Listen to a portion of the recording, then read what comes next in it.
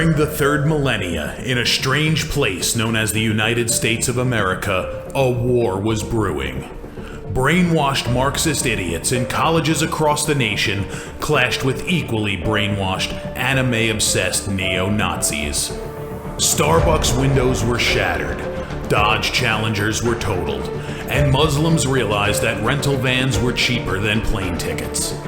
Skinny, anemic millennials from coast to coast were hospitalized with life-changing injuries such as sprains and first-degree burns. And the heroic knights of 4chan rose up to defeat Shia LaBeouf and drive the evil villain into a descent towards a madness the likes from which he would never recover. As the enemies of freedom destroy the cities that raised them, as America begins to resemble an Iron Maiden album come to life, two heroes have risen up to fight against the culture of utter madness and restore sanity the only way they know how, by refusing to take any of it seriously. Mersh. And I said, hey, oi, let's chop your penis off. Oi, can I have me penis back? Why do you have dreadlocks, you white oppressor? Royce Lopez. Always be aborting. A always be aborting. Always be aborting. Breaking news. Breaking news, You're guys. hearing it only on our show first. Apparently Donald Trump has worked out a deal. He will get the wall. Unfortunately, it's going to be a rock climbing wall. Oh, no! The other side's going to be a slide. You climb the wall up and you just lands into a nice, clean, chlorinated pool. And then you immediately get a welfare check. Fucking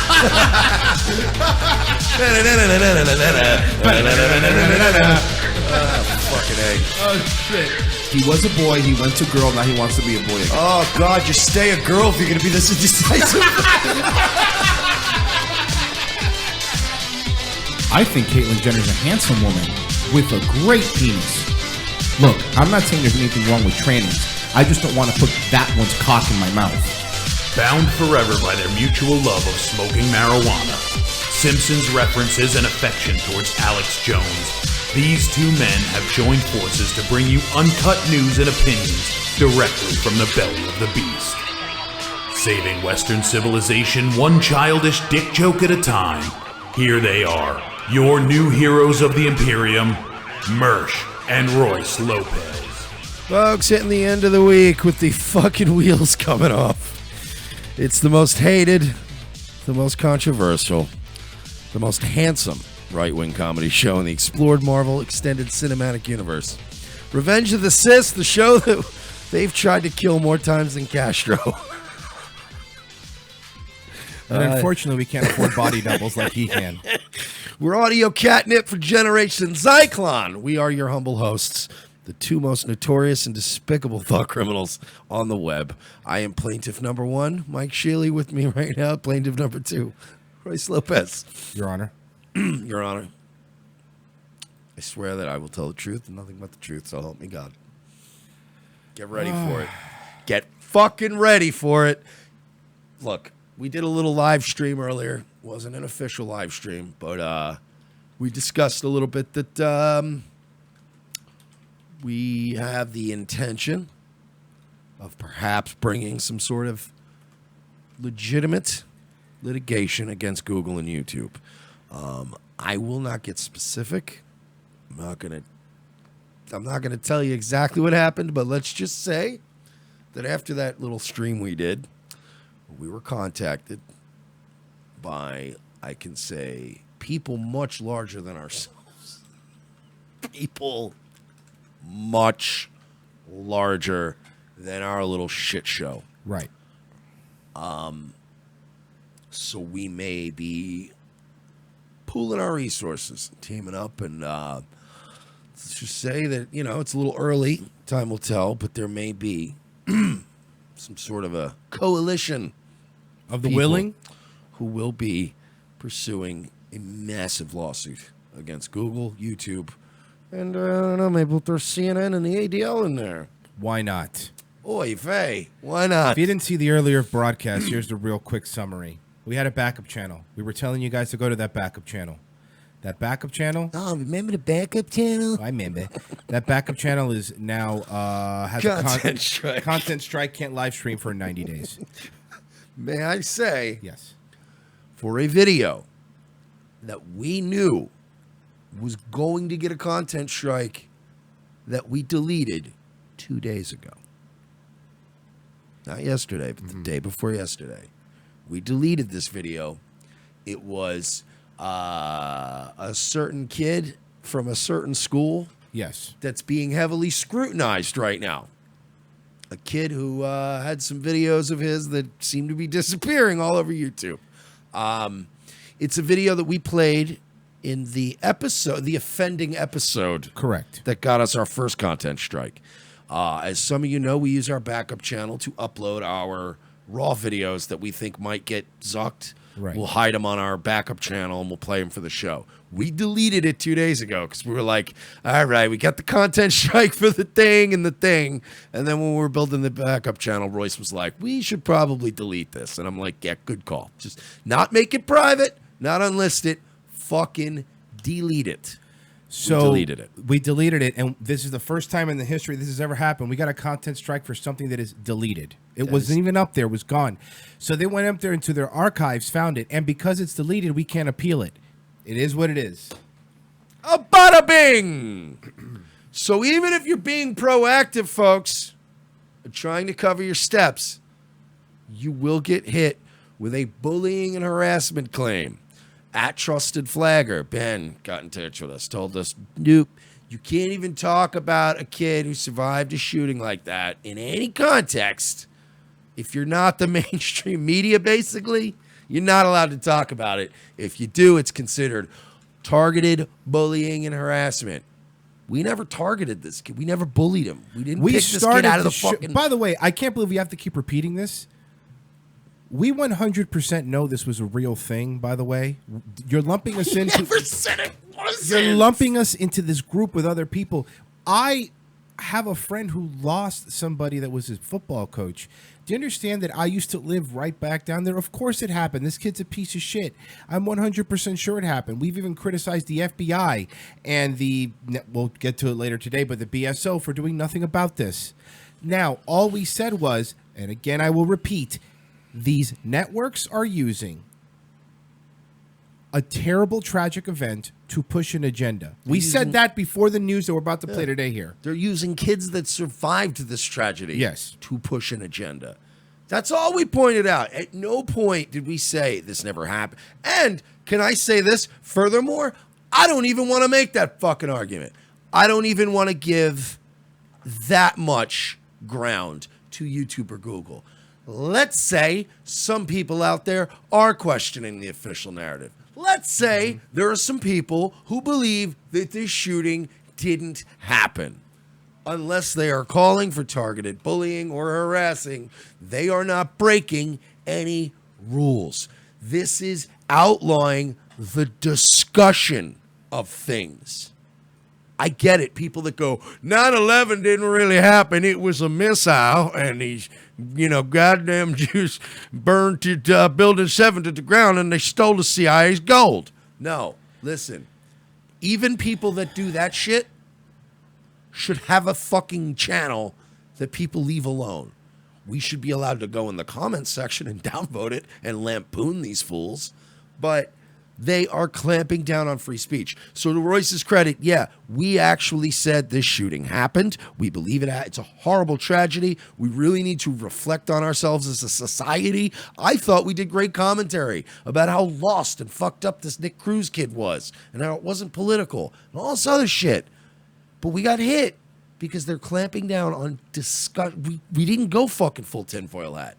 But I will say again, even if we did, or if somebody else did, it's the fucking right to be a tinfoil hat wearing. Unless you're saying, we got to go get this David Hogg kid and pull him out of his house. But understand, then you go, all right, dude, you're not allowed to do that. The backup channel, all it had was a video saying he forgot his lines. It wasn't targeted. It wasn't harassment. It wasn't bullying. It was just a video. How do you turn a video with... By the way, all that the title said was, this gentleman forgets his lines. That's it. Oh, yes. I was extremely careful. Yeah. When I That's uploaded it. that video. And because we put that up, how do you turn that into harassment? You need to explain yourself, YouTube, Google. Explain yourself in a way that makes sense. Because at this point, you are targeting smaller shows. And by the way, not even ending there, because I saw an article today that CNN is directly going after Alex Jones and InfoWars, directly going after them. They got a content strike today. They got hit. Yep. So they're another one. There are people now that are talking about getting together and figuring something out. The most important thing right now is people behind the scenes. We're basically looking for a figurehead. Obviously, ROTC ain't the goddamn figureheads of a class action lawsuit. But we are hopefully going to get in on a massive lawsuit with several other content creators, several other bigger names. But right now, what's being sorted out, there's so many people that are suspended right now. People are trying to communicate in all these different channels. And what's more important right now is finding somebody who can spearhead this, who is a reputable name, not an Ezra Levant and not a fucking Laura Loomer, not a nut job. We are in the process of figuring out who's going to be the one who's going to say, "Hi, Your Honor, I'm the respectable one." And then also here's some other less respectable rogues, but who also did nothing wrong. Yep. And we're going to be those less respectable rogues. So we are pooling our resources, talking to people. We need your help as always, patreon.com and of course paypal.me. Both. We're not sorry. You just look it up. Yeah, we're gearing up, dude. We're going to fight. Just like Royce said, you have to explain yourselves. So if we're going to have to take you to court to make you explain yourselves on fucking principle, we're going to do this. Enough censoring. And the thing is, we didn't do anything wrong. Dude, can I tell you something? I'd never, and I'm sure Royce experienced the same thing, but outside of the show, just my personal life, I'd never received more messages and just one-on-ones from people going, the way you've been covering this was some of the most insightful, thoughtful, respectful, and grown-up shit you guys have ever done. It was, I had people going, "Dude, you and Royce have been next level on this shit." I'm like, yeah, I've been proud of it. we literally had a message in our Discord from a kid saying, "Hey, I'm in high school, and you know what? Ever since that, I've been trying to talk to the people that I see. I'm trying to help them out." The kid volunteered at a homeless shelter, saying he thanked us for what we did, and it's like, if you would even take the time to listen to the show in context and understand what we were talking about, that's fine. But you're just sitting there. Anybody who talks about something shouldn't be deleted. Do you understand that your heart can break for 17 dead kids? And I have fury and anger towards the FBI. I have fury and anger towards the Broward Sheriff's Office. That's what I'm mad at. And I have fucking furious and angry at CNN for trying to give these kids a script. And remember, they said, CNN yesterday, we talked about Colton Hobb, right? Yep. CNN said they did not provide a script or questions for anyone in last night's town hall. You don't say. Well, when you look at this person that was reading it, they had a Gmail message that said, "Your questions." Here are your questions, stupid. Get in front of that camera and say what we want you to say. We listened to Colton Hobb yesterday, and now we, last night. Sorry, go ahead. No, go ahead. Last night, Colton Hobb was on Tucker Carlson explaining his side of the story. And remember, CNN is calling him a liar. Question he wanted to ask. CNN denies scripting anything. In other words, they're claiming that Colton Hobb is a liar. Colton Hobb joins us tonight. Colton, thanks for coming on.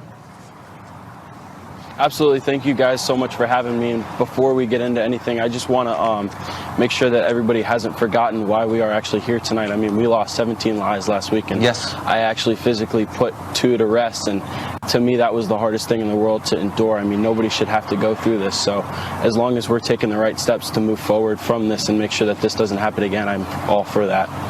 Well, we certainly haven't forgotten. Thank you for reminding us yet again. And we think that the only way to make the country better. And this kid, by the way, is going places. Yes. He just alpha mailed Tucker Carlson on his own show. Oh, yeah. First time ever really being like, "This is me." Yeah. He was like, "First of all, Tucker, let's just take a moment." All right. All right. All right, now we can. Now talk. we can It was talk just about what like, we're talking God damn, this kid's got some swag. He's I not like going it. anywhere. I'll tell you that much. If this other kid, and I'm not going to say his name, is going to be like the left's little darling, him and little baldy brown girl. This is our guy. Mm-hmm. I mean, this is our guy.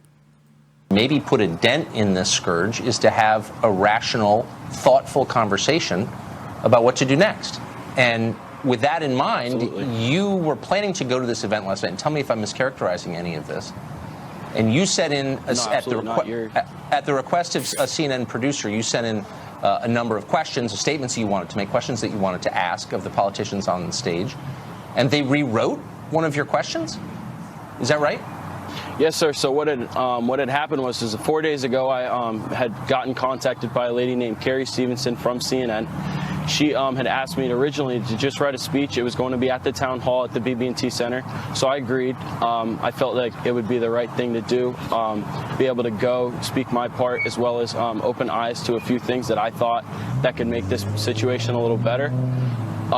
From there, 3 days ago, so the next day after that, we had gotten, I got an email back from her, and she asked for more of questions rather than a speech, which I was totally fine with. So I wrote a little less of a speech and more of questions that I wanted to ask at the town hall.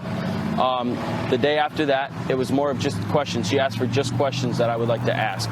So I gave her my questions, and then yesterday at about 5:15, I made contact with her, and she had asked if I just asked her one question. So what they had actually done was wrote out a question for me, because in my interview with CNN, I had talked about arming the teachers if they were willing to arm themselves in the school to carry on campus. And they had, she had taken that of what I had briefed on and actually wrote that question out for me. So I have that question here if you'd like me to ask it for you. Well, but I just want to make sure I have this straight. So you sent them a long, in effect, essay on what you thought, but they put Yes, their sir. own words in the question, and they weren't the same as the words you had sent in. They were the producer's words? Absolutely. They had taken what I had wrote and what I had briefed on and talked about, and Absolutely, they actually they changed. Well, one thing they did was they kept changing Trump to Drumpf, and they insisted why I they did use that. that. I don't know why. Yeah. And They made me change all the gender pronouns in it too. I also asked why that instead of outlawing guns like retards, why don't we just put metal detectors in schools? And at which case they just changed that to a plug for our cartoon president. It's really and weird. They told me to get off camera. It's really odd. No, but yeah, they're calling him a liar now. He's the liar. He made it up with all that detail and everything. By the way, you freeze frame it now. I can't tell Colton Hobb apart from the bald lesbian. If we're being fair. Yeah, it's fair. If we're being fair right now, I want to see those two fight. wrote the question for me. But not with your words. I mean, they put their own words into your question, even after they'd asked you to send questions in. But that seems dishonest. It definitely did, and that's kind of why I didn't go last night. Originally, I had thought that it was going to be more of my own question and my own say, and then it turned out to be more of just a script. And she had actually said that over the phone that I needed to stick to the script. She literally told him to stick to the script. Now remember, CNN, their little darling, Frankie Muniz, he is 100% honest, and we have to listen to the children. However, this kid, by the way, clean-cut kid, he's in the JROTC. Is this the dirtiest that the media has This is ever the dirtiest. played? This is the they have Is this YouTube the taking dirtiest channels down. That aside. Sorry. That aside, let's forget about the content strikes and the stomping out smaller media. They do that shit anyway. This like putting on a play with traumatized kids who just survived a shooting. Is this not like all right, bro? The media's done some sociopathic shit before, but this is next level. This is dark. This is a fucking like a John Waters movie. This is, you know what I mean? Like, this is some kind of weird Oliver Stone thing. Like, this is not. They're doing it shouldn't be right real in life. front of us, and nobody's paying attention. And then when you catch them, they go, "Nuh-uh."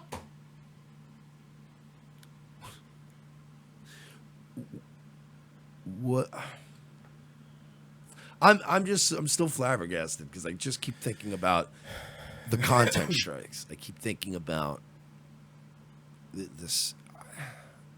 They tried this in Vegas too, and they're getting more and more aggressive. It's almost like cocky. They're getting cocky too. It's not cocky. It's the opposite. I think it's like when you see a wounded animal, and they start getting so desperate that they just lob Hail Marys. They're just, you know what I mean? They're just biting and scratching. I think the media is losing its fucking mind, and it's like just trying so hard now.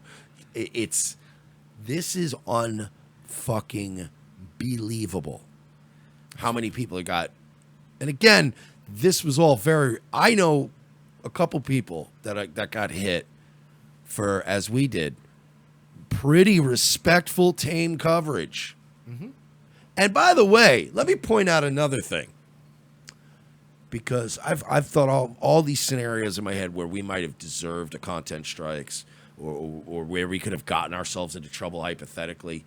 If we're in any way these conspiracy nuts, if we really wanted to milk it for the hits and be all scummy about it, we do okay. We do enough on Patreon and PayPal with it. We're not poor that we couldn't have made it. I mean, Royce's family has roots there. Like, we could have probably found a place to stay for free. Oh, yeah. We could have set up shop near Parkland. And we could have went down there and made it all about us, and Laura Loomered it up and turned it into a shit show. And we could have been extremely disrespectful and conspiratorial. And look, man, there's no birth certificates, brother. And we could have done that. And technically, we still wouldn't have deserved a content strike because we didn't do anything. But to take two guys that live this close, that again could have done all those things hypothetically, if we were these scummy trying to get to the #1 trending on YouTube with a conspiracy video, we could have went there and done a Laura Loomer and hid in a laundry cart somewhere to dry cleaner like an asshole. We didn't do that. We just discussed. He's from that area. We were discussing how close it was, and sorry, I know. This is disgusting. 2 content strikes. And we really, again, if this was 10 years ago, me and Royce probably would have been edgelording and telling people, let's get this kid or something stupid, because we were dumb back then. We were in our 20s. We were just being dumb. But I mean, even we've changed with the times, and we looked at this and we were like, wow, this is fucking terrible, man. And we just, all we said was, I don't like this other kid. And we weren't, and they said, because he's off limits because he's a shooting victim. You're not off limits, because again, we didn't go, fuck this kid. All of them, we feel horrible and our hearts go out to them. Even the ones that we may disagree with, and the ones that may be cashing in on a little bit more than others. But look at this kid. Look what they're doing to him. Is he a fucking liar now? Because remember the CNN? They wanted to go, we didn't do that. He's a little lying shit. And then they got caught, and he saved the questions. And now, it gets more. Let's finish something else. More's coming. That's remarkable. What did you watch last night? I watched a little bit of it. I kind of felt like I didn't really need to, because I knew that as soon as what had happened with me, that it was going to be more scripted and wasn't actually going to be actual questions. Then I didn't feel the need to fully watch it. So if CNN was willing to reword your question, put their own words in your mouth, and as you said, you didn't want to go along with that, do you think they did that to other people last night? I mean, absolutely. From what I did see, I had seen a couple people that had asked questions before I did leave my house. And it was a little piece of paper cut out. And I know for a fact that nobody cut their own paper out and wrote their own question, especially when they were all based off the same topic. So to me, from right there, it showed that this isn't correct. Why are they all have the same size piece of paper with a short little question on it? I love this kid. Can I say that? Oh, yeah. Can we, since we're such bullies on this show, we bully and harass school shooting kids, I'll make up for it right now. I fucking love this kid. And we did get a donation. They did, remember we talked about? Yes, correct. We were going to do something nice for this kid. We did get a couple bucks sent to us by my actual old buddy, Chris Jackson. We did get your money. If anybody else wants to kick in, on PayPal, and you write in the comments, Colton, we do live in the area. We'll find a way to get something to him. Yes. We don't even know what we're going to do yet, but we'll give it a couple days throughout the weekend. Whatever we end up with, we're going to, I don't know, man. We'll get him something. Yeah, we will. It doesn't matter if it's a fucking, a new rifle. Yeah, I want to get him I want to get him something like that out Right. of principle. No, I hear you. A new 22 hunting rifle for old Colton before they pass that 21 and older law.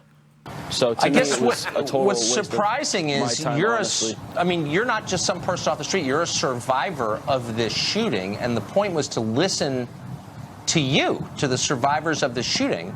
Were you surprised by the way they Absolutely. behaved?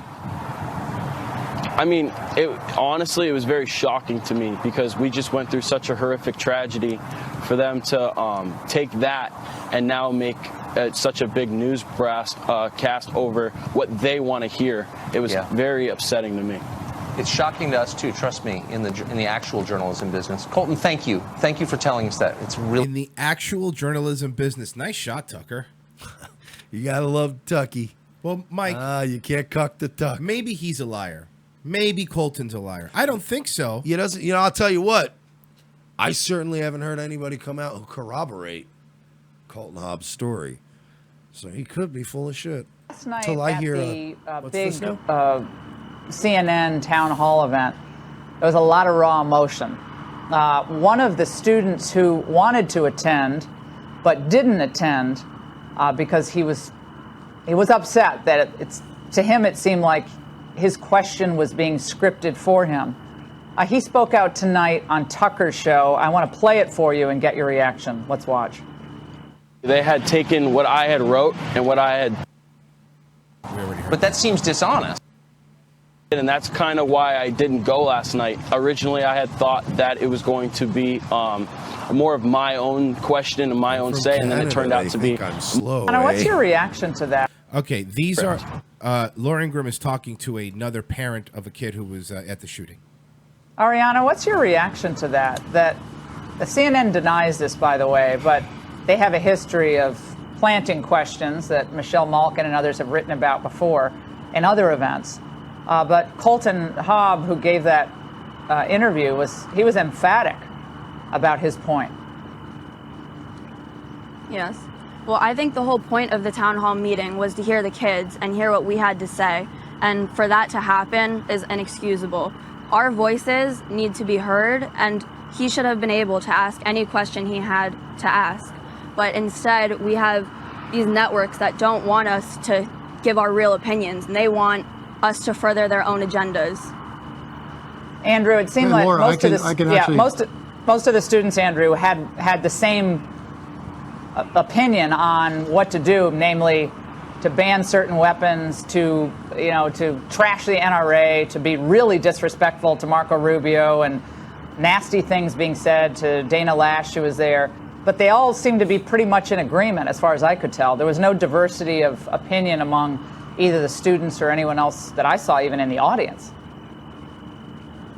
And Laura, that's not surprising at all. I actually spoke to a CNN producer on Thursday, the day after the shooting, and the producer insinuated to me they were looking for people who were willing to espouse a certain narrative.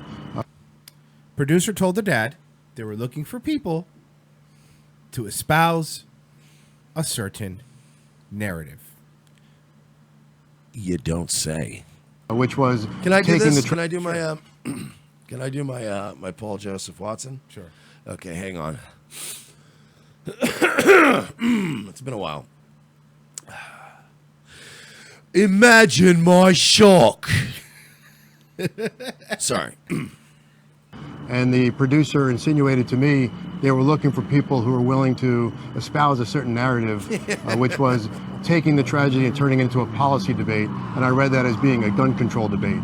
And unfortunately, I think a lot of the people talking about gun control don't understand what they're talking about, because I'm a Republican, I'm a gun owner, I'm a responsible gun owner. And when we talk about gun control, it's not about taking guns away from people like me. It's about keeping them out of the hands of the people who should not have them, who are irresponsible, who are a threat to society. And when, last night... I guess this gentleman's a liar, too. They are the two most calm and reasoned people I guess I've seen all these wackadoos out there, these crazy people, are all lying, right, CNN? This is, look, to quote Jesse Pinkman, they can't keep getting away with it. Agreed. At what point, though, do they stop getting away with it? Because this isn't this isn't like, passing off a little Trump story or like whatever, or forgetting about a couple of alleged murders that the Clintons might have committed. Mm-hmm. This is like right out in the open, as Royce said, just this gross manipulation of crying, traumatized kids. Can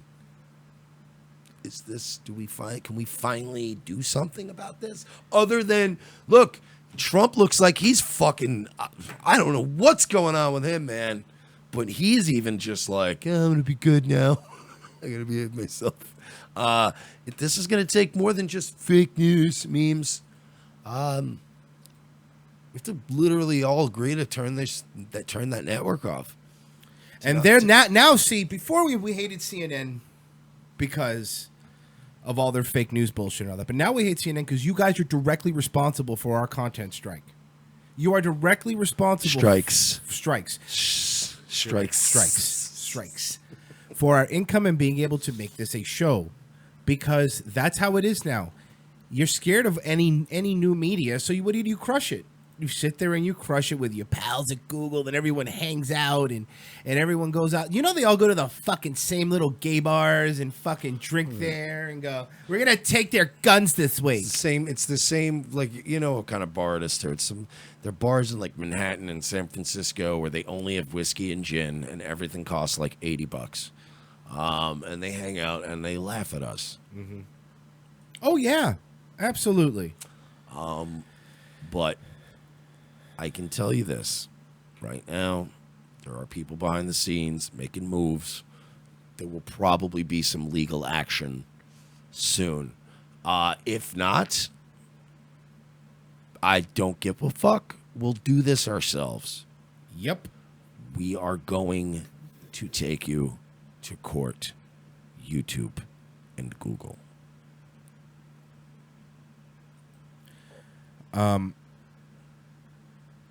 You know, and like you said, it's even. I mean, the content strike fucking hurts us, obviously, but it's bigger than that, man. It's this controlling everything. It's this overwhelming, Orwellian, fucking thing. This coalition of people that are making it impossible to do anything or grow anything. Every morning we wake up and you think, well, we're at the bottom now. Can't get any worse. Then your backup channel gets popped.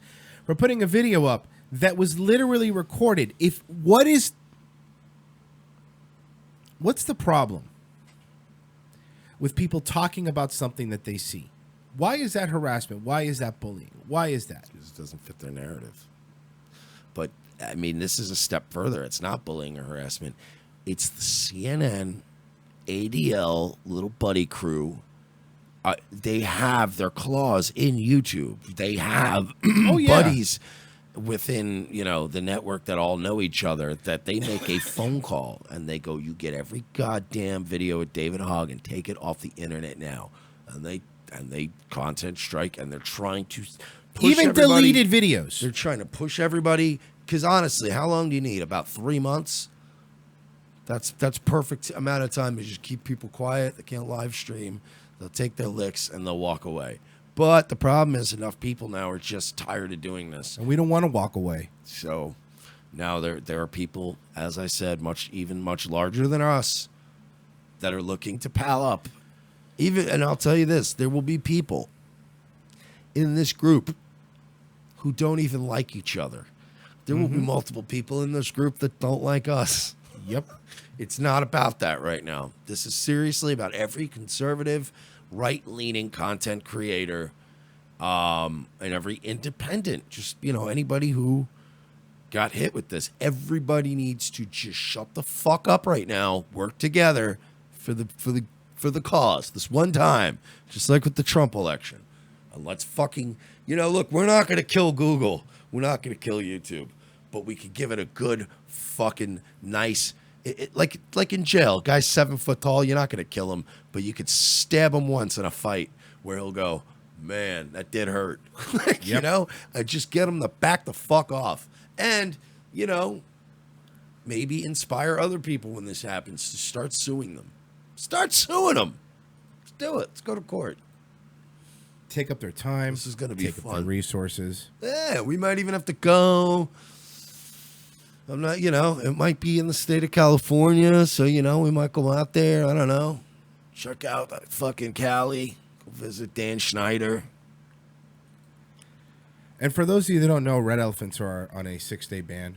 They are. I wanted to say that. I want to let people know that that's why you're not seeing stuff from them. No, I'm glad you brought it up because I actually wanted to tell people why they're on a 6-day ban. Sure, what they do.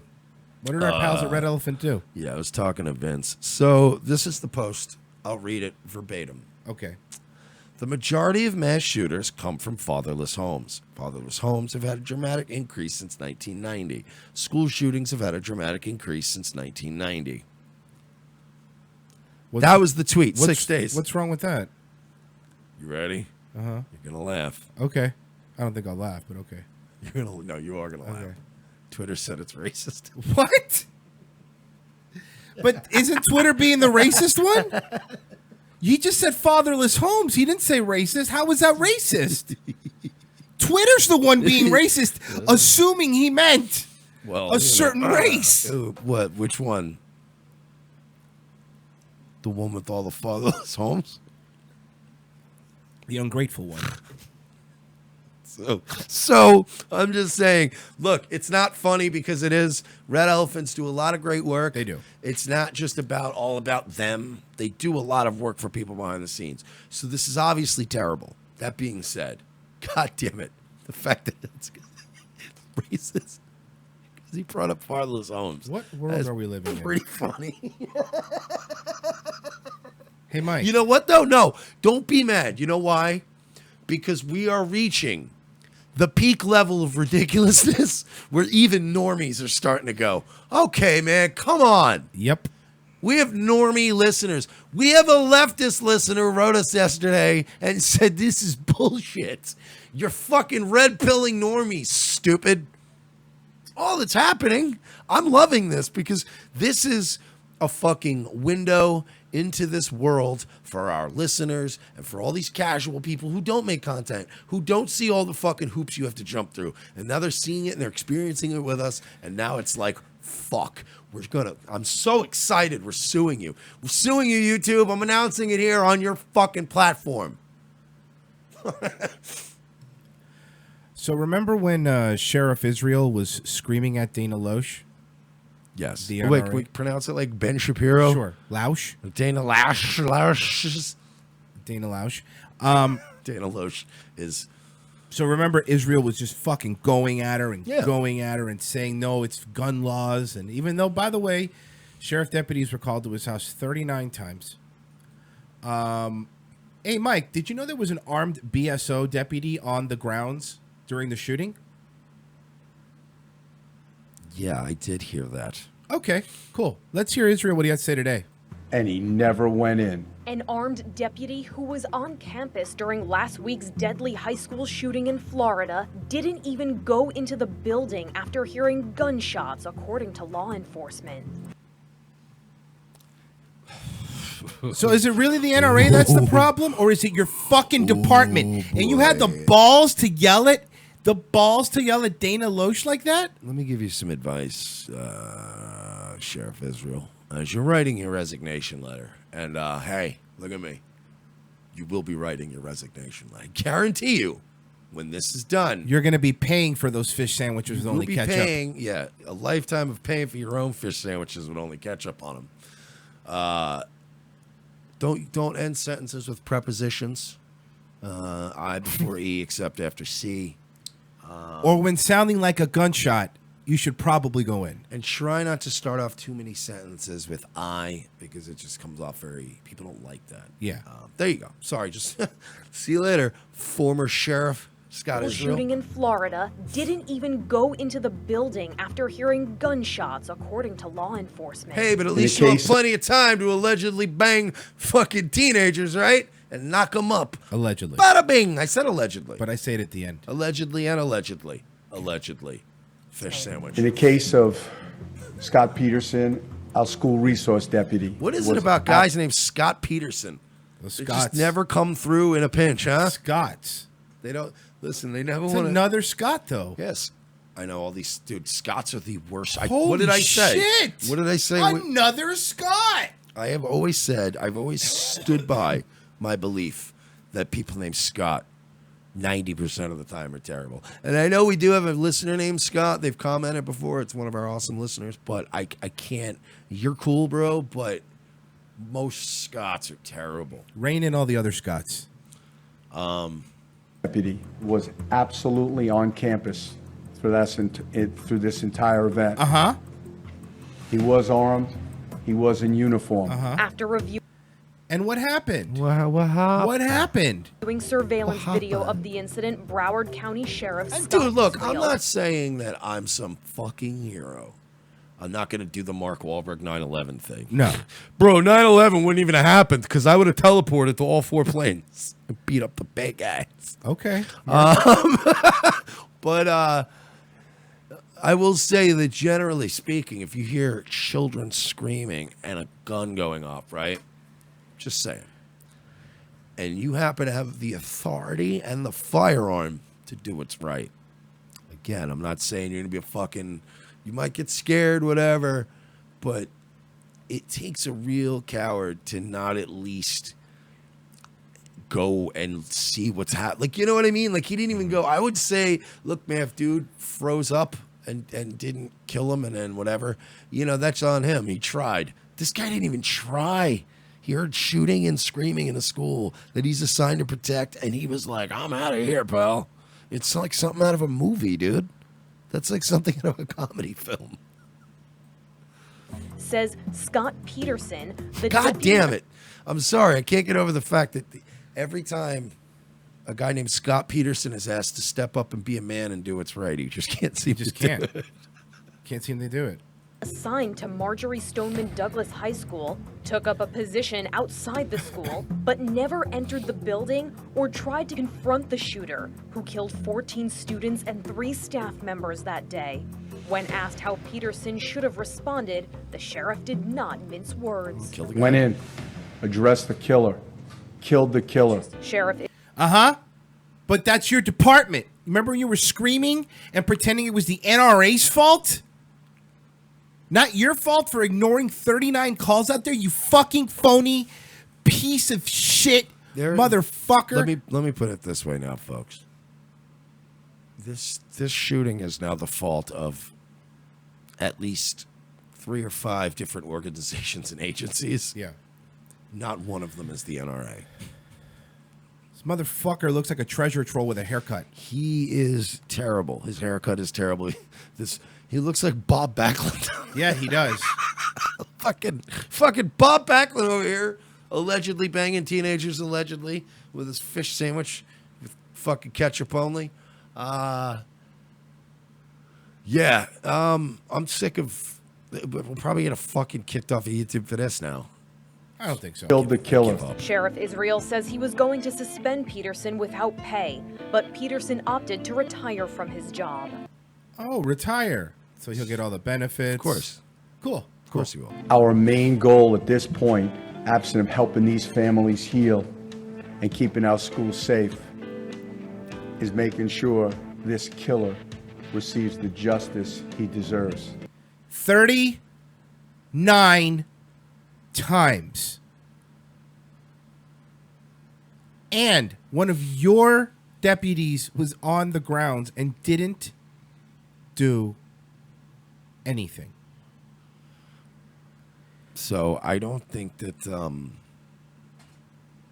any of you are in any sort of a morally superior position right now to sit on your cloud of judgment and tell us we need to give up our guns.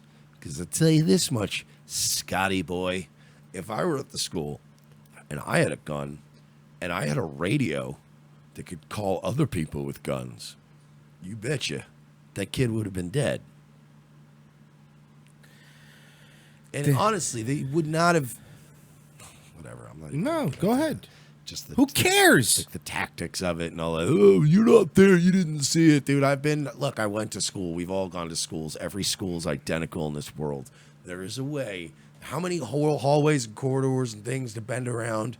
Like, there's no way he could not have snuck up behind this kid and popped him in his grape. There's a million side doors and different hallways and gyms you can cut through. You fucking listen for the shots.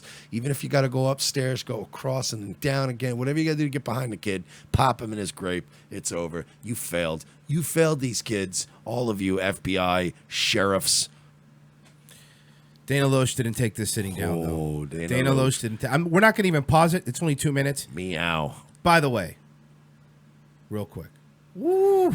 Meow. She is hot. And the NRA thing just makes her hotter. It just does. It really does. Now I'm going to say something that some people are going to say is controversial. So I'll say it really slowly so all the people on the platform in the back can hear me loud and clear. Pause. Dana Loesch looks like Ellen Barkin should have looked like if she did not fall apart completely and crash and burn. So she lived a clean life? Yeah, if Ellen Barkin lived a clean Trish Stratus life. But doesn't she look like straight out of House of Cards Central Casting? Oh, yeah, absolutely. She could have played, I would have liked her instead of... the female senator? The one from Wild Things. Yeah, I need to talk about it. Oh, yeah. Nev Campbell. Yeah, Nev Campbell. She still looks good, though, too. Nev Campbell would play Dana Loesch in the movie of this. Slowly so all the people on the platform in the back can hear me loud and clear. Many in legacy media love mass shootings. You guys love it. Now, I'm not saying that you love the tragedy, but I am saying that you love the ratings. Crying white mothers are ratings gold to you and many in the legacy media in the back. And notice I said crying white mothers because there are thousands of grieving black mothers in Chicago every weekend, and you don't see town halls for them, do you? Where's the CNN town hall for Chicago? Where's the CNN town hall for sanctuary cities? Where was the CNN town hall for Jameel Shaw Sr., whose son was murdered by someone who illegally entered the country and had been deported repeatedly? Where was his voice? Where was the voice of those junior ROTC members last night, CNN?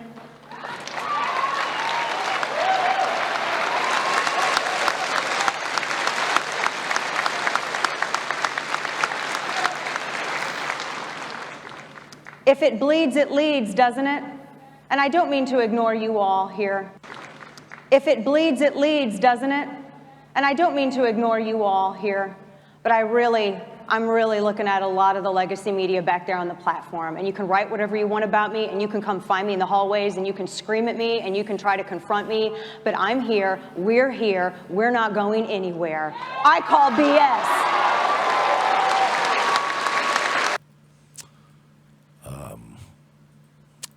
Have we released an official show statement about Dana Loesch? No, but we should. As Mersh from Revenge of the Sis, I just want to say, I love you. I love you. That's all. I love you. As Royce from Revenge of the Sis, I love you. I want to say, I love you more no, than Mersh loves you. No, you don't. That's a no, you, baby, listen. I love you. Hey. Don't listen to him. I love you. All right, anyway. So, yeah, she didn't take it lying down. She came out both barrels and shot back. And exactly, where were the junior ROTC members? I bet that's playing on repeat on CNN. It is. They cut out the part where they say that you don't like the tragedy. They do leave in the part where they say that the CNN... Listen, if you don't love it, CNN, then show me that your ad buys didn't go up for that town hall meeting you had. Show me how much you charge commercials for that meeting versus other shows at that time. Show me. Show me the commercials leading in and leading out of it. Show me. Because if you guys really don't like it, then there wouldn't be any ads running. This should be 100% this is for the good of it. But it's not. You're making money off of it. All right? You got your commercials in there for, like Mike said, My Cartoon President, and Anthony Bourdain fucks an Aboriginal person while smoking meth. I don't think that's a whatever real that episode. show's called. That's not a real episode. I don't know. It might be. It's cut. That was cut one. Sounds like one of his episodes. I don't know. I just want to give a shout out to Garrett. He just wrote an article for RevengeOfTheSys.com. He was on a sabbatical. He's back covering, of course, the censorship going on of ourselves on YouTube. So thank you, Garrett, if you want to check that out. Because, you know, we want to get the word out there and let people know that if you're a content creator and you got zapped, get in touch with us because we're putting together a fucking posse. We are. Let's chill and let's go to break because we do have a guest second hour. We hopefully do have a guest in the second hour. If Did she add you? Okay, we may not have a guest right now. Maybe not. We'll see. Yes, please. Patreon.com or PayPal.me/We're Not Sorry. Like, subscribe, share, get the word out by word of mouth because that's all we got left in this world. We'll be back with Revenge of the Sis. February is Black History Month, where we celebrate African Americans who have helped to make our nation the global beacon of strength and liberty it is through their significant cultural, economic, or political contributions. Each week, we at Revenge of the Sis will highlight one of these heroes in our Black History Month Spotlight segment. This week, we honor veteran political activist and swamp trainer John Allen Muhammad. Born on New Year's Eve 1960 as John Allen Williams, he was raised by his grandmother during the height of the Civil Rights era in Baton Rouge, Louisiana. Serving in the Louisiana National Guard and eventually the United States Army, John also discovered the religion of peace and joined the Nation of Islam and even provided security during the Million Man March. 7 years after leaving the military, he changed his name to John Allen Muhammad, which was an extremely tasteful thing to do 1 month after the largest and most tragic terrorist attack on American soil. Teaming up with his illegal immigrant boy toy, Lee Boyd Malvo, John Muhammad went on to commit one of the most infamous mass shooting sprees in history. For 3 weeks, these two men terrorized Washington, D.C. and the surrounding metro areas. Using a sniper rifle in the trunk of a car as cover, John Muhammad killed 10 people and injured 3 as he and his boy lover Allah Akbar'd their way into America's heart. After his capture and during the subsequent trial, Muhammad revealed that his intention was to extort money from the U.S. government while recruiting his own army of sexy jihadi teenage boys to overthrow the government, and also to bang. After being executed in 2009, it was revealed by his partner that they had killed a dozen additional victims across the U.S. This week, we salute you, John Allen Muhammad. Had you lived just 9 years longer, you would have been regarded as a hero in the current cucked American political climate. What made you a villain a mere decade ago would get you invited to speak at the DNC today. Black Lives Matter would carry you around on their shoulders, and Antifa would find you bisexual soy boys to keep your balls empty for a millennia. We at Revenge of the Sis salute you, John Allen Muhammad, and we thank you for your service. If you just put in the code ALEX10, and of course, that'll be 10% off from our very low, already low price of $250 for every 4 capsules. Hey folks, this is Jay Leno, the star of the hit film Collision Course, and I'd like to take a moment out there and talk to you about the very real dangers posed by Zionism in this country. I was riding around on my motorcycle out there in the Arizona desert when I was kidnapped by a UFO and sexually assaulted by aliens. Show me how you suck a guy's cock. The last time I'm gonna ask you. From all of us here at Revenge of the Sis, we'd like to thank each and every one of our friends and fans for helping us become one of the fastest growing breakout shows on the internet.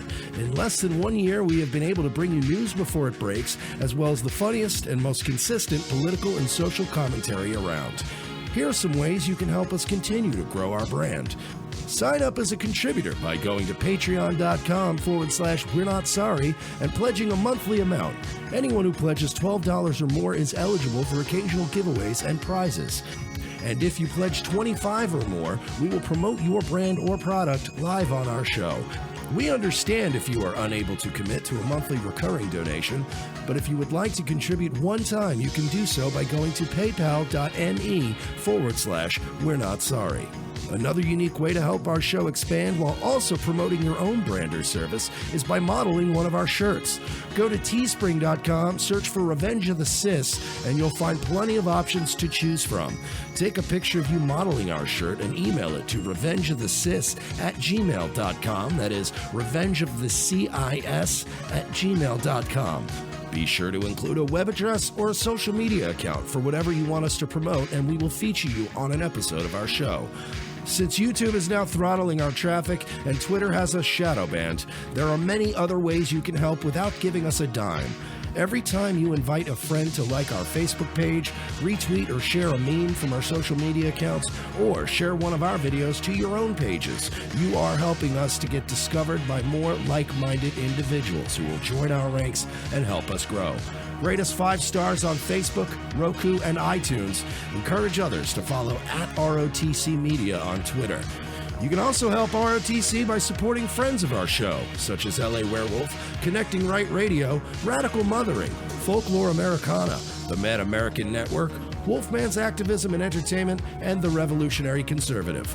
Find all of these links and more by going to our brand new website, revengeofthesis.com.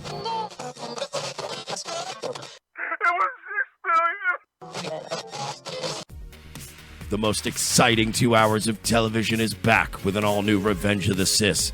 As Royce and Mersch continue to track an international deep state pedophile ring, their journey to the nation's capital is put on hold as Orlando's best police cops receive a cryptic message from an old colleague. It's a message from my old partner. He needs to see us in Los Angeles right now. Says it's related to our case. Do you trust him? As much as I trust you, partner. What's to know then?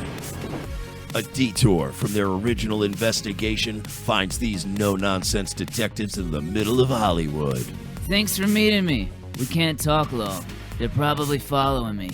Who's following you? The Podesta brothers. They've got eyes everywhere, Lopez. Now trapped between deep state globalists and the Hollywood elite, Lopez and Mersch are on the case. They're no longer avenging Orlando. They're saving America. And this week, they're taking on Pedowood. I've been working this case. This Dan Schneider guy, producer at Nickelodeon, he's into kids. Or feet. Or kids' feet. Yeah, the iCarly guy. How do you know all this? Thanks for meeting me. No problem, Miss Bynes. This is Amanda Bynes? Jesus, she looks terrible. Dude, she can hear you. Watch this week as the web grows bigger, the case becomes more complex, and more older model cars get wrecked and plenty of nameless extras get shot. This week on an all-new Revenge of the Sis, followed by Nazi Lawyer. USA, hotels don't have Netflix. Do you like pranks, guns, and jokes about retarded people? Well, so do we, but odds are your liberal snowflake friend doesn't. How would you like an easy, cost-effective way of screwing with that friend anonymously without losing your Twitter account? Guns for Tards is the perfect way to trigger SJW anonymously through the mail. For a low fee, your target will receive a beautifully designed professional mailer from our fictional Guns for Tards charity, containing a thank you letter for their donation. They'll be led to believe that money was donated in their name to a charity that advocates Second Amendment rights for the mentally handicapped people in their area. For a few extra bucks, they will receive pictures and a detailed profile of a retarded person who they helped harm. It's all fun and games, well, except for that idiot who gets this in their mailbox and freaks out. Messing with someone through the mail is effective. Most people do it trolling over the internet, but regular mail is way more invasive. Whether it's a boss, an ex, or a liberal professor you don't like, this is the perfect way to screw with someone anonymously for the cost of a cup of coffee. Well, a cup of coffee in Manhattan, in a fancy coffee shop. Check out www.gunsfortards.com and select a package today. Use promo code MERSH for 10% off.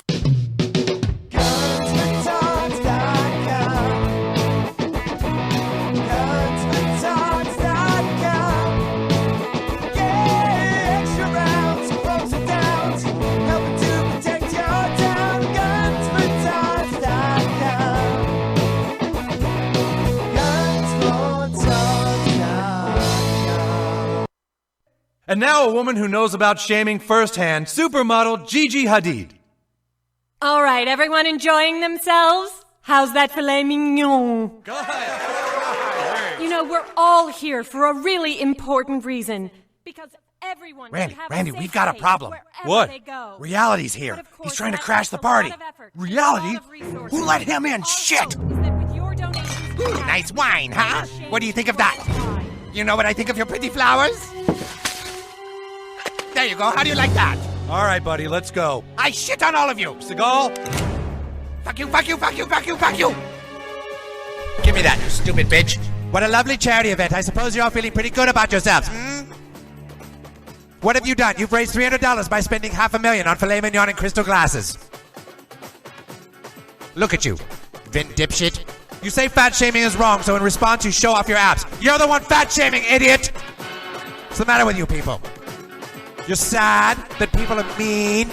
Well, I'm sorry. The world isn't one big liberal arts college campus. We eat too much. We take our spoiled life for granted. Feel a little bad about it sometimes. No. You want to put all your shit up on the internet and have every single person say, hooray for you. Fuck you. You're all pricks. Second hour, Revenge of the Sis. Doing our best to keep our spirits up. Doing our best to save the West. Oh, I like that. Doing our best to save the West. I like that. That should be on a shirt. Mike, you want to set up our guest? Sure. This is a friend that I met through our good pal, Tasha Rose of Radical Mothering. As you guys know, Tasha Rose has been given the term TERF. However, obviously, we all get along with people that we are different from. We just have, certain realistic ideas of who we are. Anyway, she introduced me to our friend Jen, who's joining us right now. Can you hear us? Are we on live? I can hear you. Can you hear me? Yep, we hear you great. We're good to go. Now you, I see you post a lot on Facebook, but I know that you've blogged before too, and I don't know. Do you host a channel as well? I've got a channel, but I don't really update it very much. So. Okay, and you're we wanted to do this sooner. We wanted to do this about a month and a half ago, but sadly, you, I guess, were having some issues because of where you live and the laws and the municipalities and the wrong think prosecution that goes on out there. Are you free to talk about that now? Oh, sure. Yeah. There was just a lot of stuff going on at that time because I'm not sure if you guys are familiar, but I was scheduled to do a national television broadcast here in Canada on Vision TV, and ironically, it was basically the network censors, if you will, got involved and determined that the stuff that I was saying was way too sensitive and offensive to the transgender community for it to be allowed to be broadcast. So that triggered a whole chain of events to try to figure out what we were going to do about that. It's sort of still floating in the air, but there's no impending legal action or anything. So we know, obviously, we can say you are a trans woman. So they told you that what you were saying and thinking was harmful to your own community. Yeah, that's sort of the big irony of the whole thing, right? So I, as a transgender person, I actually don't use the word woman. I refer to myself as a transgender identified male. And the reason I do that, I didn't always do that, but the reason I do that is because the word woman has been stolen and it is being used as a crowbar, basically, to open up all of women's spaces and programs and stuff by the trans community. So I've sort of rejected any use of that particular word. So I'm a transgender identified male. If you need to be specific, for the most part, I'm just transgender.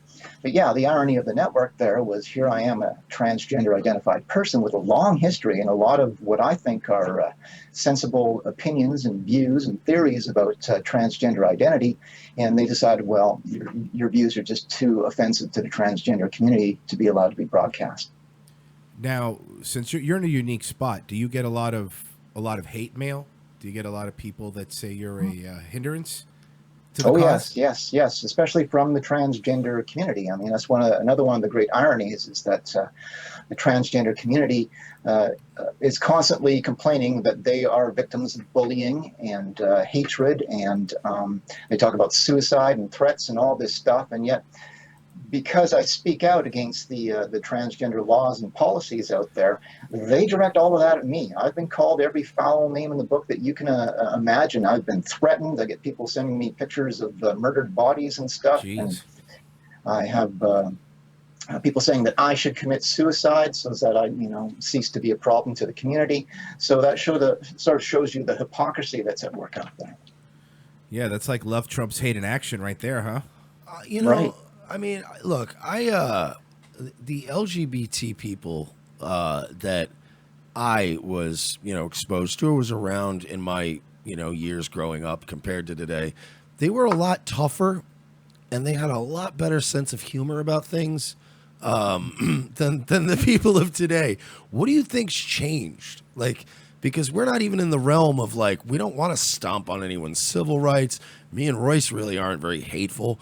But we like to make fun of everybody, and it seems like everybody who historically used to be more fun and laid back and have a sense of humor about things, everybody sort of lost their humor. Why do you think that is? Well, I mean, they're taking it too seriously. I mean, part of it, I think, is that young people specifically are becoming more spoiled.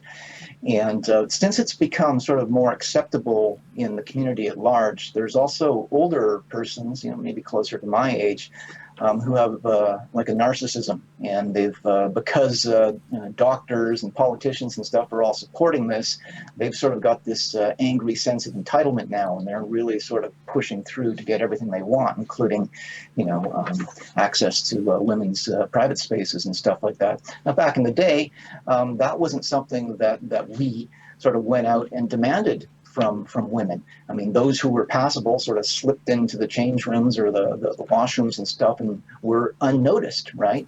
Mm-hmm. But nobody ever sort of came out and demanded all of these rights that they're now asking for. And that's that's a major change in the culture out there, and in my opinion, highly inappropriate. Now, some people are calling it this is the new civil rights movement. Would you agree? I don't think that it belongs in the civil rights category. I mean, this really is just a form of expression. Mm-hmm. Unfortunately, in some cases it is, and I know this from a lot of personal interactions and experience with the trans community. In many cases, it's a form of mental illness, and you'll get degrees of mental illness out there. So we were talking earlier about some of the threats and insults and stuff I get. Even in there, you'll see varying degrees of mental illness being directed at me. You'll get people that just sort of insult me, and then you'll get these really psychotic people who will make these crazy threats and stuff. And I've had people who cutting themselves and burning themselves with cigarettes and stuff, telling me that they're going to come get me, right? So there are varying degrees of mental illness in the community.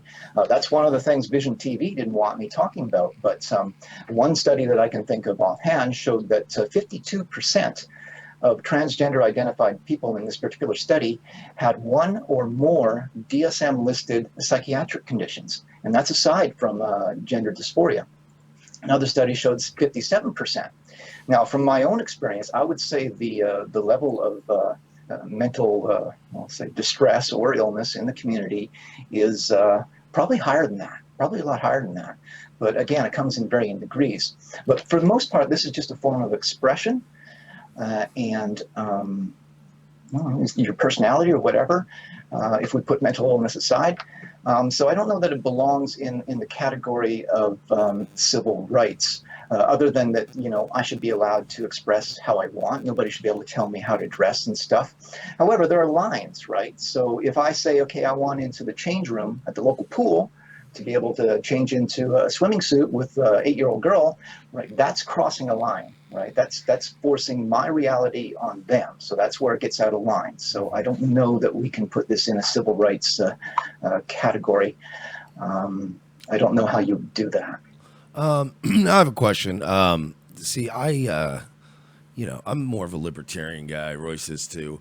I spent many years in the strip club business, the adult entertainment business.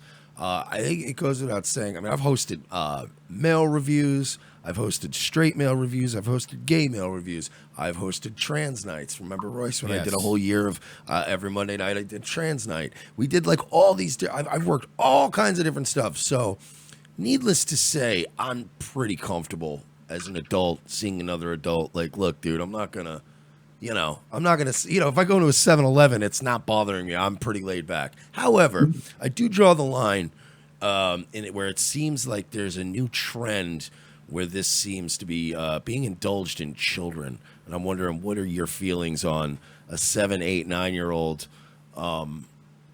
parents already putting a lot of plans and money and calling doctors up to, switch their gender at that age? Right. Well, I think that's crazy, and that's sort of one of another thing that sort of got me censored on Vision TV. They actually gave me a whole list of things that I'd said that were potentially offensive, and that was one of the ones. There's a lot of lists. They're giving out a lot. These news media give out a lot of lists. They really do. When people are going on the news lately, it seems. Sorry, go ahead. Yeah, I'm going to be writing an article on that actually. They to sort love of go their over lists. what it was. Yeah. But when you talk about kids, so that's one thing that I'm involved in here locally. So I don't just sort of do Skype interviews and write articles and stuff. I'm actually involved locally, politically, and one of the things that I'm focused on here locally is something called SOGI 123, which is this program in schools that is basically what I would call indoctrinating children and sort of feeding this idea that boys can be girls or men can be women and all these crazy ideas. I've got this, my own opinion is that these kids should be taught that you are the sex that you're born. Okay, so I'm a male, right? It's okay for me, everyone can have their own opinion, but in my opinion, it's okay for me to express myself any way I want, but I never transform into a female. It's never going to happen, right? And so this is what we should be telling kids. Now, as it so happens, I sort of first started doing this when I was very young, maybe 9 years old or stuff. So I kind of know the psychology that's going on there. My personal opinion is most of these kids are sort of obsessing on sort of the whole idea of presenting as the opposite gender. I know there were the endocrinologists, one of their major journals released a study fairly recently, in which they looked at the sort of the correlation between OCD and transgender identity.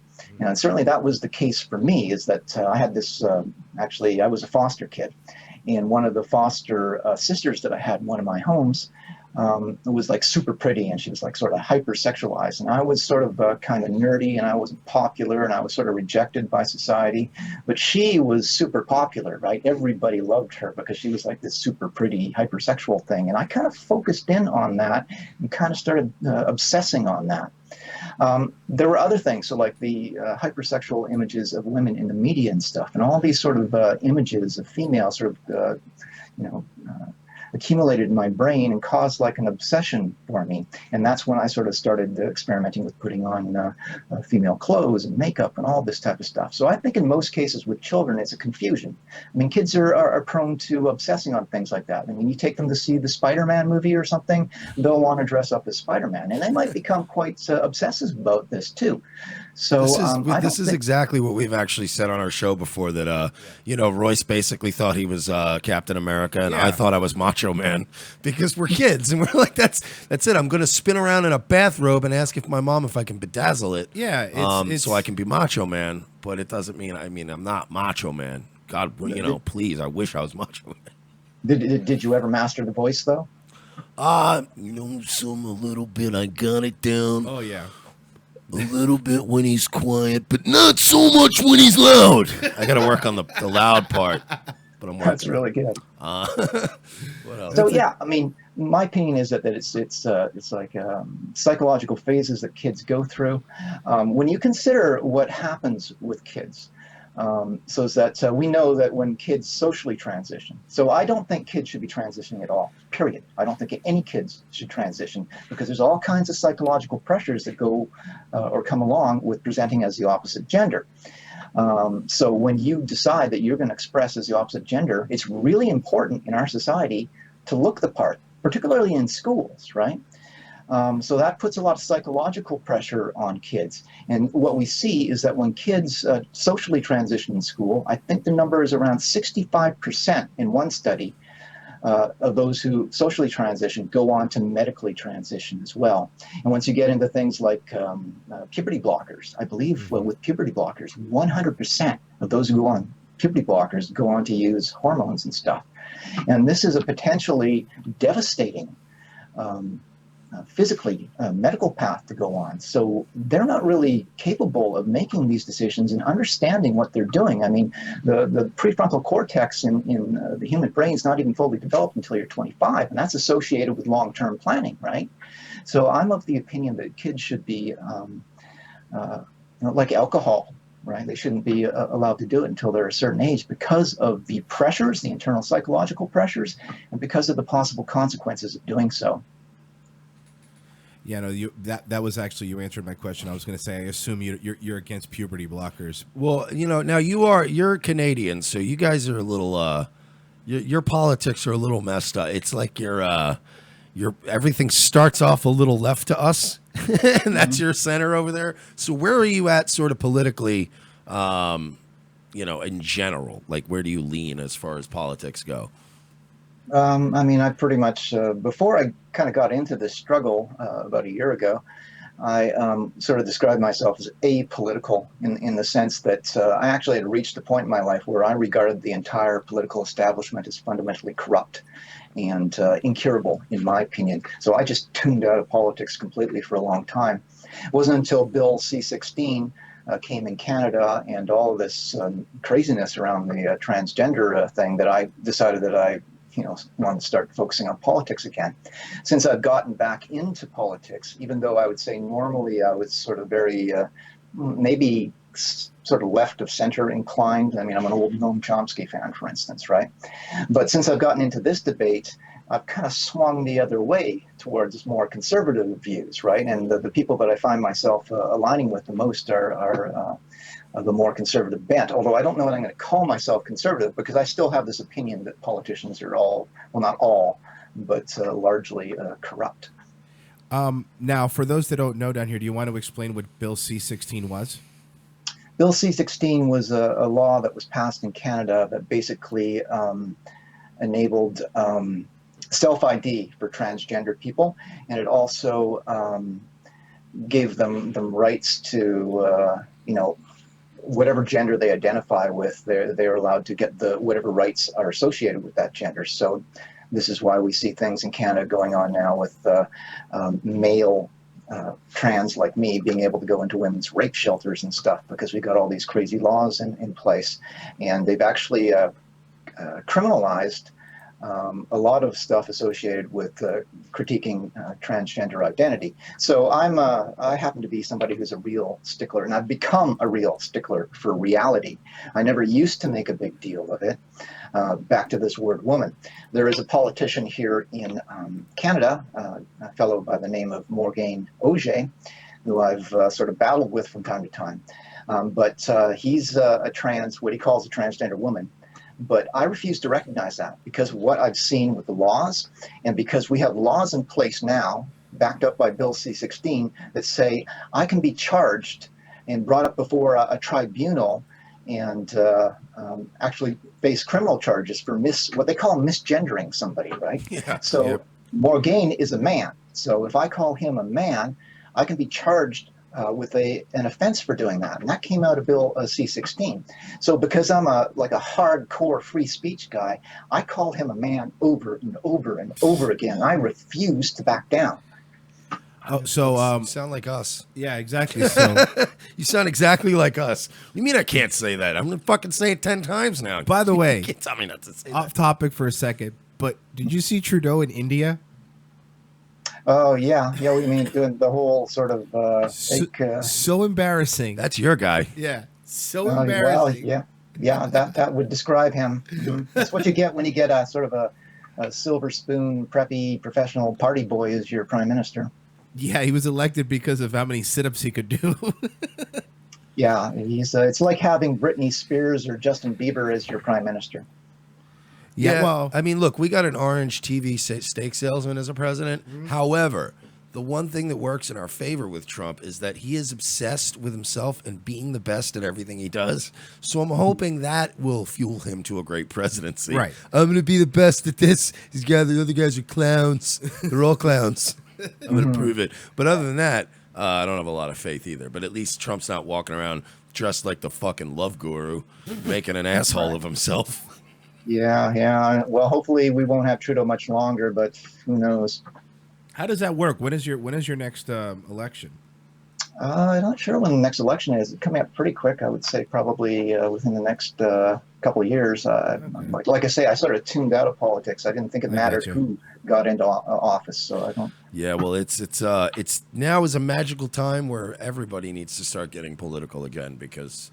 I'm back. So whenever the next election is, I'll be voting for somebody else. Yeah, we're already backing every fringe candidate for every Senate seat. Because you have to now. We're just going nuts because at this point we're gonna sue YouTube and Google. Everything's fun for us. Everything's great. This is great. Yeah, you guys been censored too, I hear. Oh yes, we have. And I want to apologize because I was supposed to set this up with Jen, and then as the days were approaching, he's messaging all my different accounts, and I'm like, fuck. And I had to make another backup account, and then message and be like, look, we're all fucked up right now.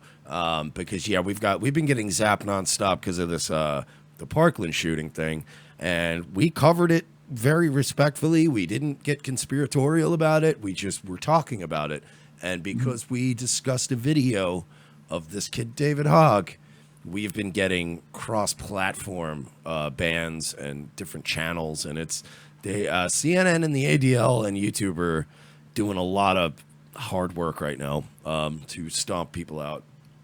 Right.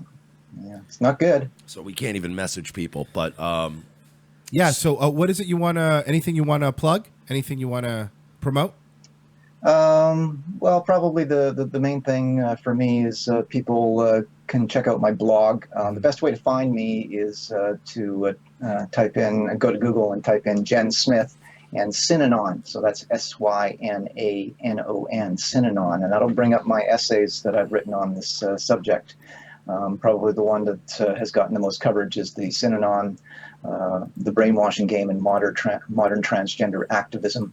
I think everybody needs to take a look at that because I don't know if you guys are aware, but I personally believe we've got a massive social engineering project that's going on right now. Mm-hmm. Oh, I agree. I absolutely agree. Something is going on, and it's becoming more and more blatant as time goes by. Yeah, and it's the same, not just here in Canada, but if you look at the United States, you look at the UK, you look at Australia, everything is sort of like a template almost everywhere. They're using these drag queen story times all across the globe. And so it looks like there's something very strange going on. And do you have Twitter or anything like that? How else do you? I am on Twitter. It would be Jen_pansexual on Twitter. I spend a lot of time on Twitter battling twits. So got it. Well, thank you so much for joining us. We really do appreciate it. No problem. Thank you. We'll have to have you on again. Okay. Have a great Talk day. to you later. Bye-bye.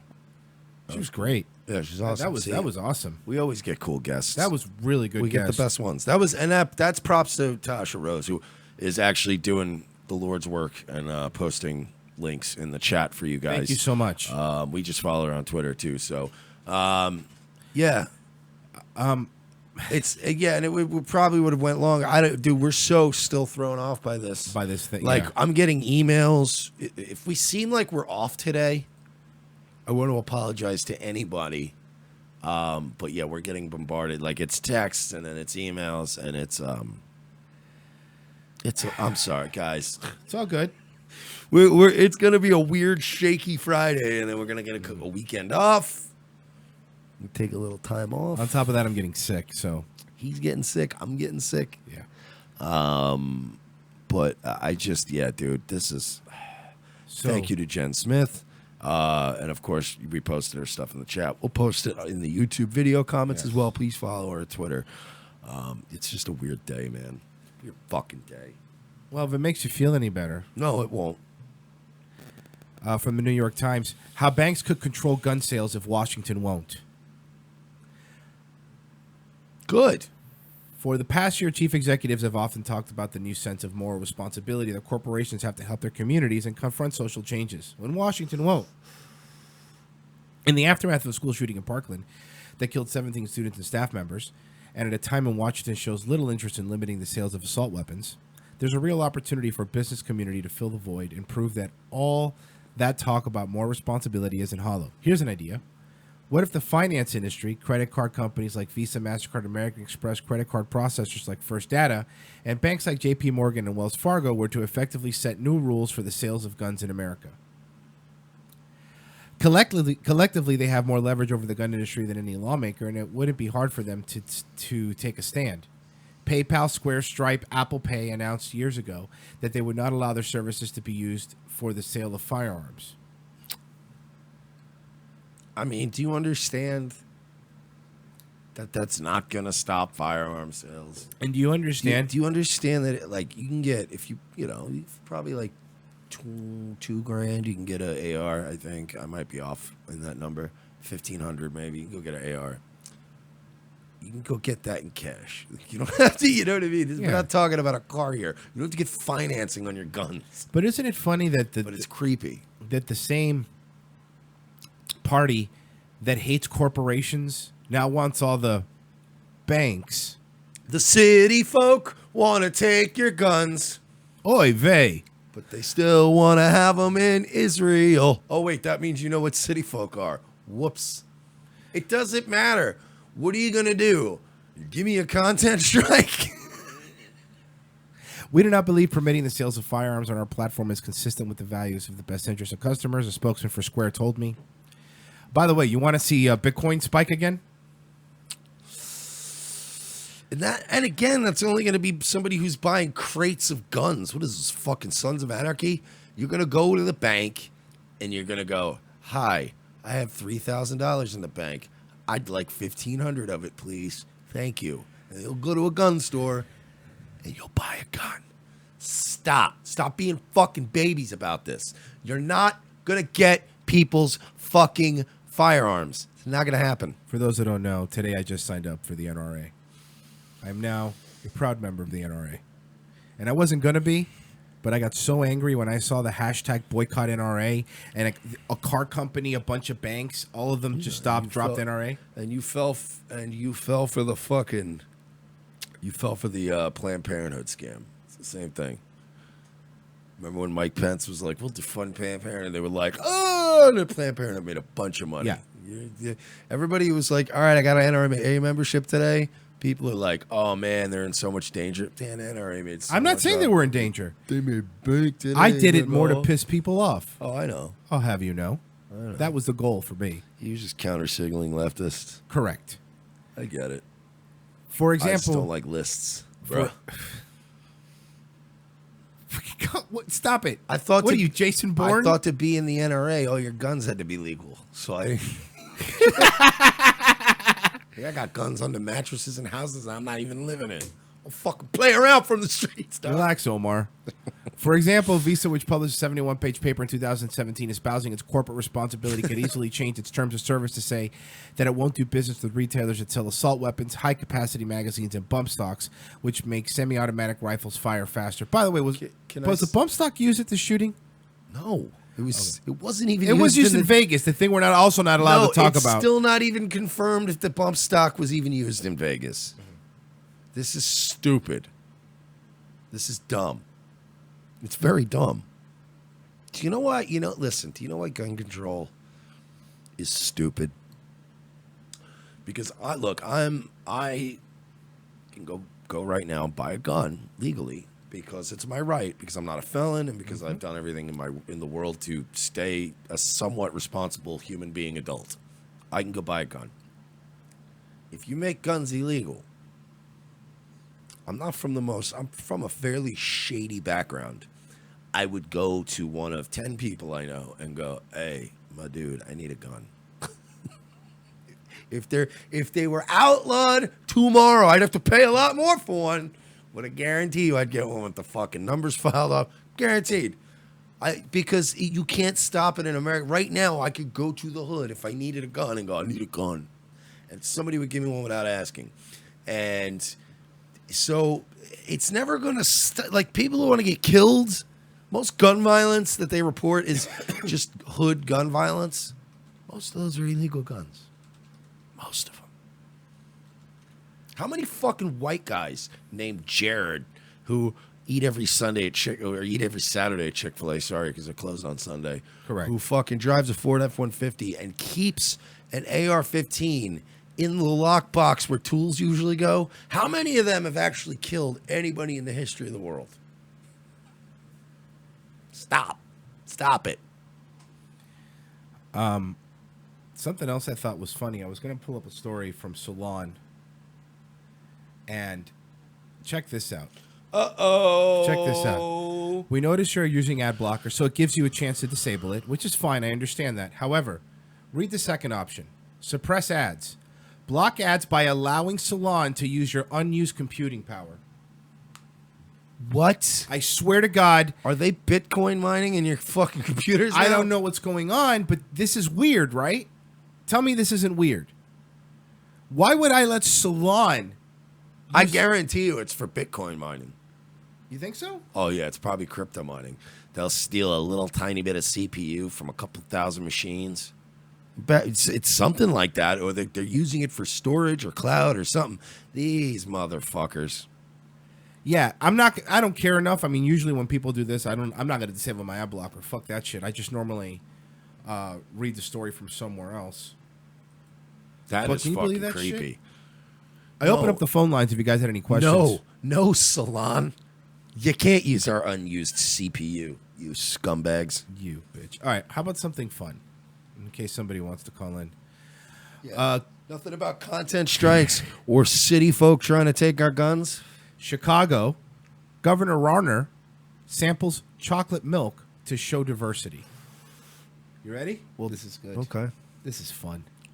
Here we go. I'm going to ask the governor to help me with this demonstration. This glass, I want you to hold, represents Governor corporate of America. Illinois. Fortune 500 companies. It's not that organizations, and if you look at any corporate website and look at its leadership team, you'll see all white men, a few white women, and just maybe an Asian in technology. This chocolate syrup represents diversity. Women, people of color. Are you watching? Watch. You don't understand diversity without chocolate milk. People with disabilities, the aging population, Generation X, Y, and Z. It's not that organizations are not diverse, but when you look at most organizations, diversity sits what? At the bottom of the organization. You don't get inclusion until you actually stir it up. I want you to stir it up, Governor. Stir it up. Diversity is the mix, and inclusion is making the mix work. And it actually tastes pretty good, but I'm not going to ask the governor to drink it because it may not be good, but it does taste good. I'll drink it. You'll drink it? You'll be proud to.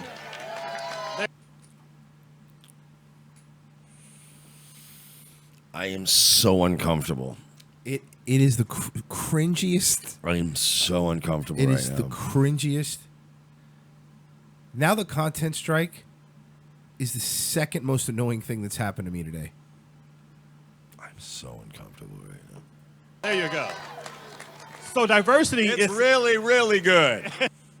I'm out of here. I'm leaving. Hey, good night, everybody. It's really good night, everybody. Really good. What in the name of pandering, out of touch white guy is going on here? It's really, really good. It's really, really good. Yeah. When you live 25 miles away from it in a mansion. Yeah, it's really good. How dare you, sir? Diversity It's is really, really good. Diversity. Diversity. So that little illustration helps us to understand it is our differences that blend together that create sustainable and long-lasting results. It's coming together collectively that gives us that power. I hate you. To I hate you. I hate you. Check this out. before all these people were being racist and stuff, right? But now, chocolate milk.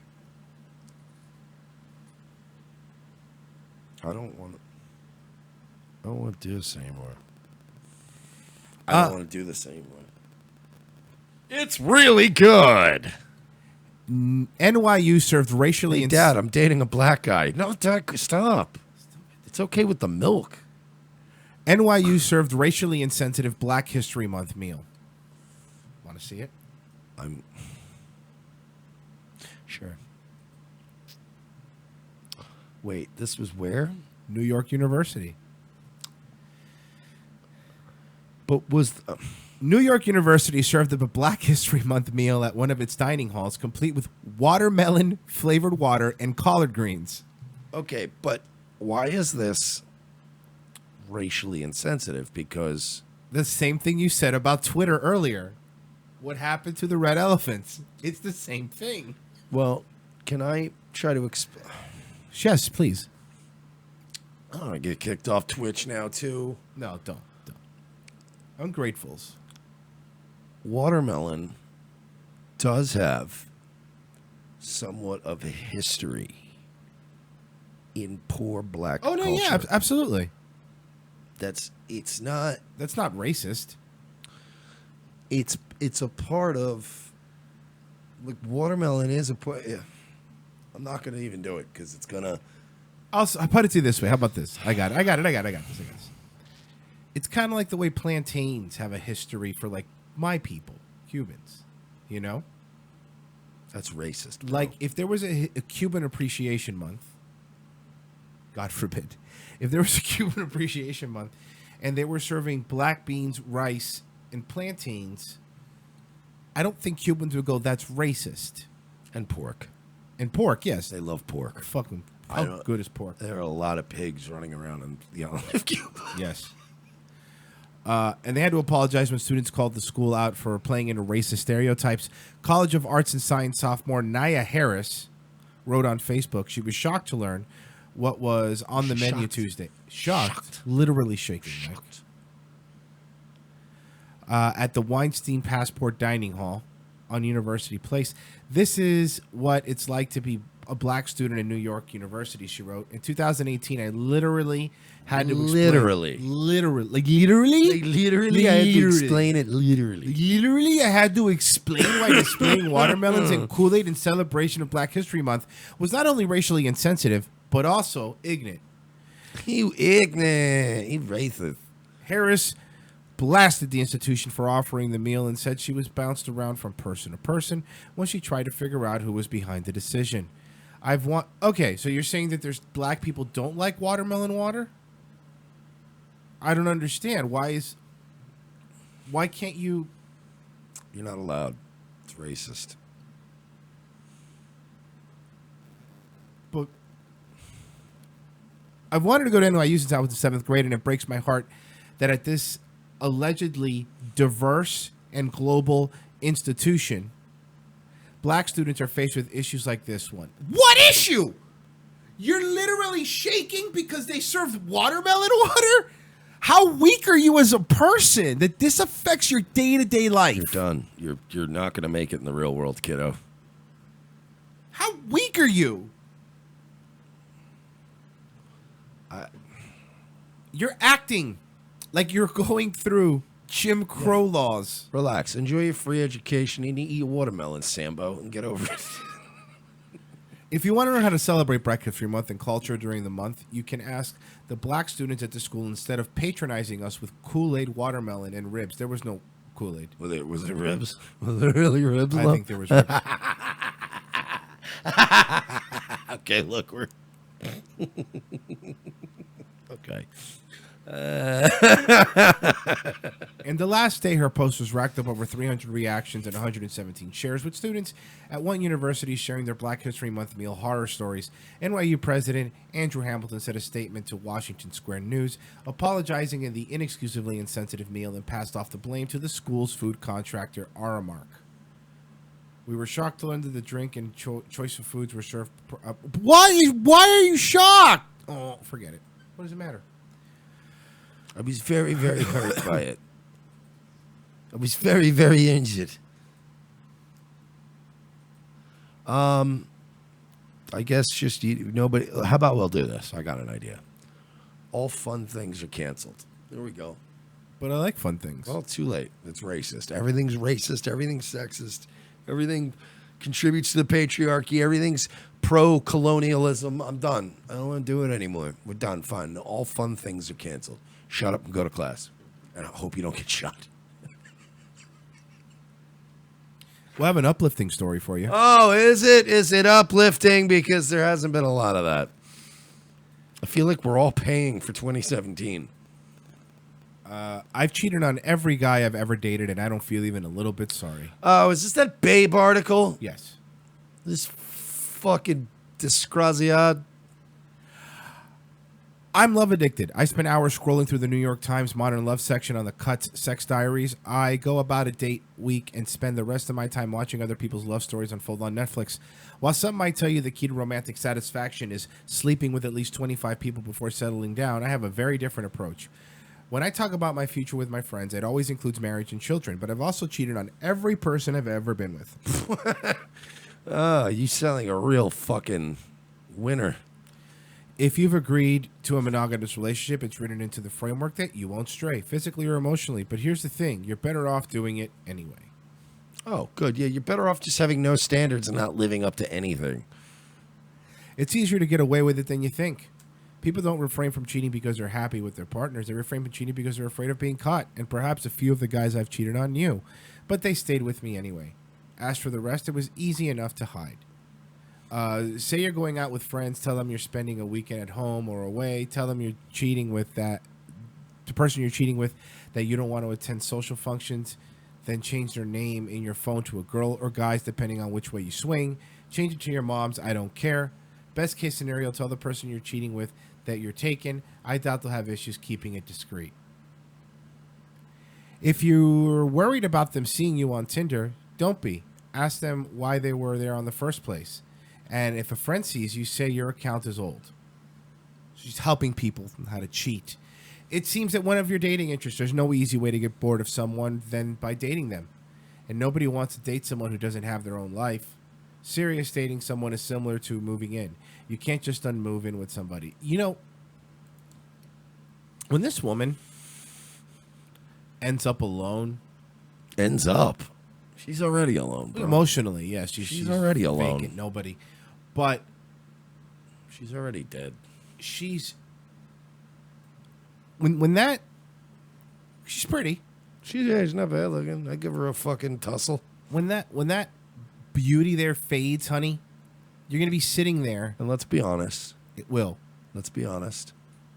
It's kind of already starting to. Yeah. You already get the impression from this girl that this is not the peak. Yeah, Caroline Finney. Yeah, you're not doing that good already. You're already this is a slide downward now. Right. And your market value will decrease every 3 to 4 months. Now, Babe.net is the same site that ran the Aziz Ansari thing. Yes. Do you understand, Babe, the absolute contradicting messages you're sending? Number one, this hoe here will pretty much bang anybody. Stop slut shaming No, her, Royce. no, you should bang anybody. Stop slut shaming her, Royce. And it's fine. You could bang. Here's the thing. Understand. You can bang wherever you want. I don't give a shit. Bang a bunch of people. I don't care. But don't cheat on people. Like, that's fucked up, right? You're slut shaming, dude. No. I like sluts. You're slut shaming this poor girl. She's done nothing wrong. How many free meals do you think she gets because of this? A lot. Do you think she's ever paid for a drink in her life? No, but she's taken a lot of dicks. She's a fucking pincushion for dicks. Mm-hmm. You think it affected the elasticity of her vagina hole? I bet she very many times, often than not, has probably even fucked very close friends of these guys she's dated. I guarantee you. She's a fucking disgrace. Sandstorm Imus in the chat says she's high on Plan B. He literally takes so much of it. that you're fucking high off of it. That's amazing. What is fucking wrong with you, lady? You can't get high on Plan B. Yeah, how many of you ever taken? Oh, one in my life. Fucking try, you dumb You bitch. fucking madman.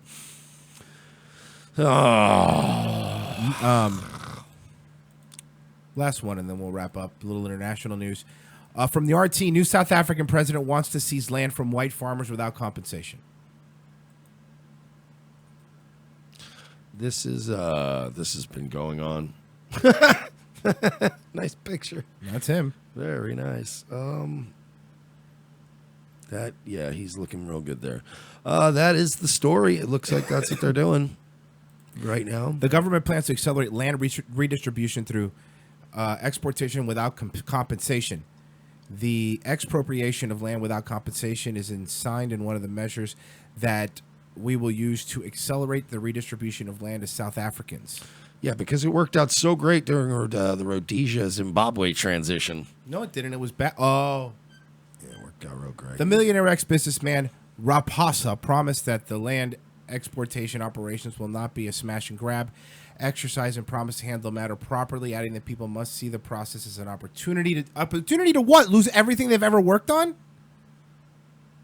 No one is saying that the land must be taken away from our people, he said. Rather, it is how we can make sure that our people have equitable access to our land and security to tenure. We must see this process of accelerated land redistribution as an opportunity, not as a threat. We must protect our people. Such a drastic move. You want to protect your people? Let white people fund the land. We're better at it. We've proven that in multiple other countries. Stop. Just stop it. Such a drastic move would not damage a country's agriculture or economy like South African president promised. We will handle it with responsibility. We will handle it in a way that will not damage our economy. That is not going to damage our agricultural production. More than 2 decades after the end of the apartheid in the 1990s, the ruling African... Apartheid?